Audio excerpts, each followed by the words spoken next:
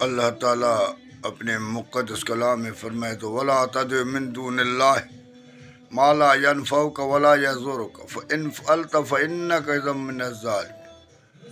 اللہ تعالیٰ نے کھول کھول کے بتایا ہے کہ اللہ کے سوا کسی کو مت پکارا، وَلَا تَدْعُ مِن دُونِ اللَّهِ، اللہ کے سوا کسی کو مت پکارا، کیونکہ مَا لَا يَنفَعُكَ وَلَا يَضُرُّكَ، وہ تجھے نہ فائدہ پہنچا سکتے ہیں نہ تجھے نقصان پہنچا۔